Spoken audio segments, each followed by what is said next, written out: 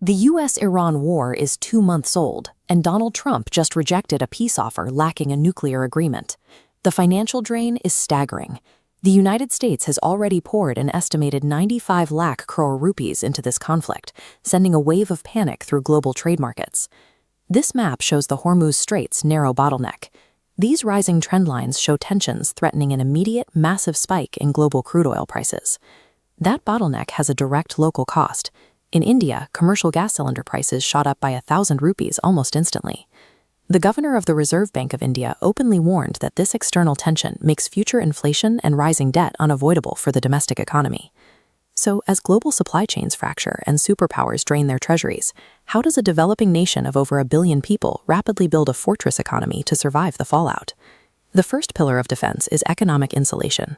The government is moving aggressively to pull foreign capital inward, recently approving 100% foreign direct investment in the insurance sector. By utilizing the automatic route, foreign companies no longer have to navigate complex bureaucratic approvals.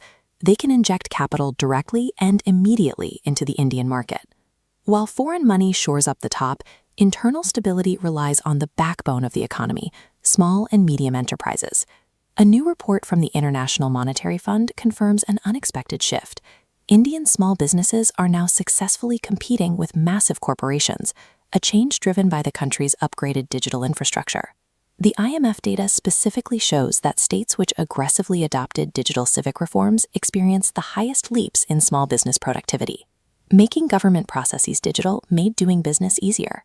By digitizing the bottom of the economic pyramid while opening the top to foreign investment, India is engineering a massive shock absorber against global trade wars. Now, the second pillar is civic velocity.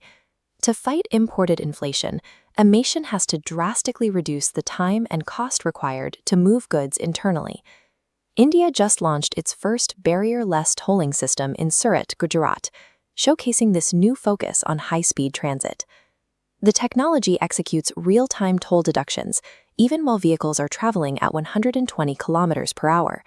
This renders physical toll gates and standard FASTag stops obsolete. Spearheaded by Road Transport Minister Nitin Gadkari, this multi-lane free-flow system is currently a pilot project, but it lays the groundwork for a nationwide rollout.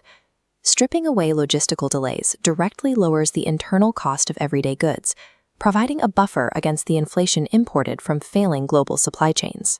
Finally, the third pillar is strategic security. Economic and civic upgrades hold no value if foreign wars can easily cut off a nation's resources. In a calculated, bold geopolitical maneuver, the Indian ship MT Sarv Shakti recently navigated the highly dangerous Hormuz route. Despite the US-Iran crossfire, it successfully secured 46,000 metric tons of LPG for the domestic market. Internal threat management is also scaling up.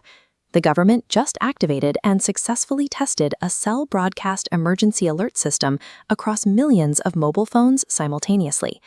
Protecting this expanding infrastructure requires military escalation.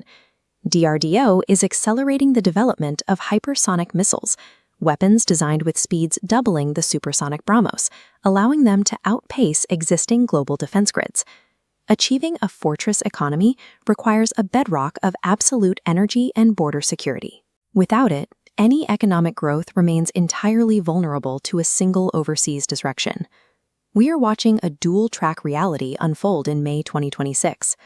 While global powers like the US, Russia, China, and Iran burn through capital in an ongoing economic and physical standoff, right now, India is hyper-focused on internal optimization. In this environment, internal resilience and the efficiency of domestic systems become a more effective defense than traditional projection of power abroad. As the RBI warned, global headwinds will inevitably impact the country. However, modernized technology, deep digital integration, and open investment avenues have hardened the country's defensive posture.